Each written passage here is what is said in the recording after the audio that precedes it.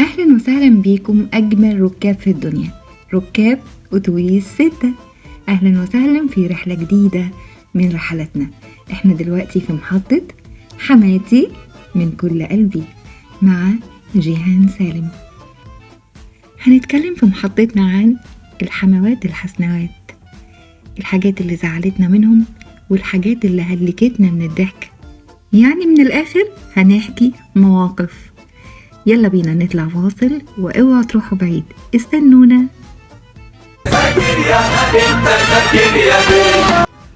ورجعنا لكم بعد الفاصل. اهلا وسهلا بيكم في رحلة جديدة من رحلات حماتي من كل قلبي. رحلتنا النهاردة مع الحما اللي عندها اولاد وبنات، وكلهم طبعا عندها بالدنيا، بتحب البنات وعاوزة كل حاجة ليهم. عندها بنات اتجوزوا، وطبعا الدلع كله ده رجالتهم، واللي لسه مش متجوزين عاوزة تجوزهم. وعندها ولد واحد هو بس اللي متجوز، ومجوزاه قريبته، والولد التاني كان مسافر الخليج، وكان ساعتها فرخة بكشك عند أمه، فلوس وهدايا طبعا على ودنه. والأستاذ كان محسسهم إن هو شيخ من شيوخ الخليج. نزل أجازة مصر وشاف بنت عجبته، طلبها للجواز وهي رفضت. وطبعا ساعتها أهلها لأن هم عارفين إنه عايش في الخليج وهيسفر بنتهم معاه، زعلوا منها، إزاي ترفض؟ فضلوا بقى يضايقوها، وهو يحاول من ناحية وهم يحاولوا من ناحية، وفضل بقى يعمل لها إغراءات. وأنا مش هعيشك في شقة، لأ أنا هعيشك في قصر، ومش هجيب لك خدامة، أنا هجيب لك بدل الخدامة 3، ولو عايزة تدرسي طب في أمريكا هسفرك تدرسي طب في أمريكا. البنت في الآخر وافقت، وبسرعة تمت الجوازة. ويوم الفرح فضلت الحاجة تعيط بعد ما العرسان مشيوا وتقول اتجوزت ابني على طمع. المهم سافروا، والبنت راحت بلد ما بتعرفش فيها أي حد، ولا كانت بتعرف تتكلم مع أهلها، وبعدت عن أصحابها وناسها وقرايبها كل البعد، بعدت عن الدنيا كلها، ما كانش ليها غيره، وهو ما شاء الله طلع حاجة تانية خالص غير اللي كان مبينها ليها. راحت ضحك ودمه الخفيف والهزار، لقيت نفسها في وضع مسؤولية وبس، ولا فسح ولا خروجات ولا لبس ولا هدايا ولا أي حاجة، ولا لقيت قصر ولا خدم ولا طب ولا يحزنون. المهم بقت حامل، وقبل الولادة بدل ما يجيب لها أمها، لأ ده جاب لها حماتها.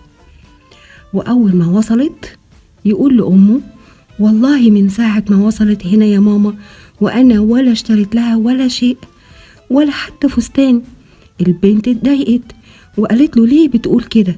يعني هي كده مامتك هتفرح؟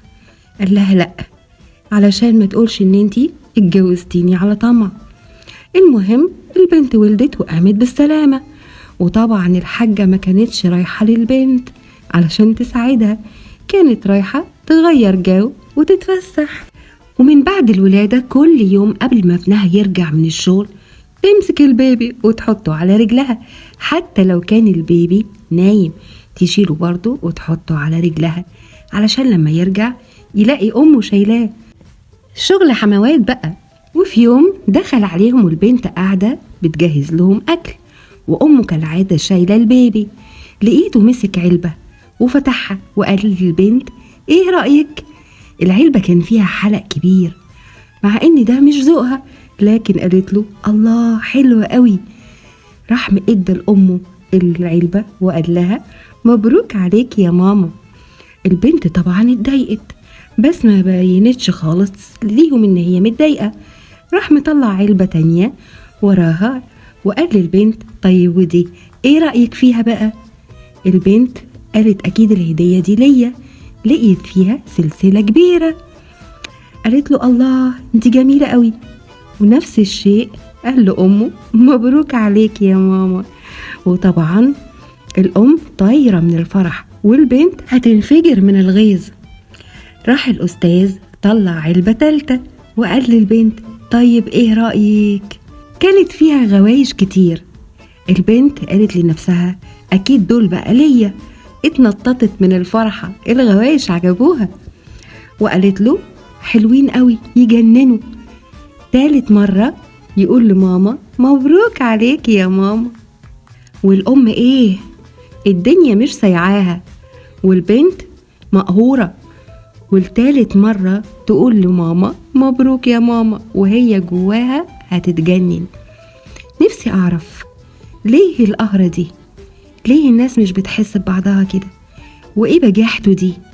وليه أمه زي أي حد قلبه حلو يقولش لأ؟ هي اللي قامت بالسلامة وهي اللي جابت لك هدية ولازم تهديها. لازم كانت تسأله فين هدية مراتك؟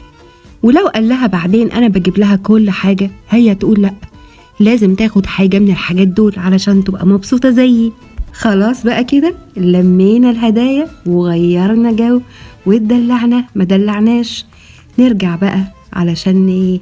الناس في مصر وحشونا، علشان ولاد بنتها وحشوها ولازم تروح لهم وهتتجنن عليهم.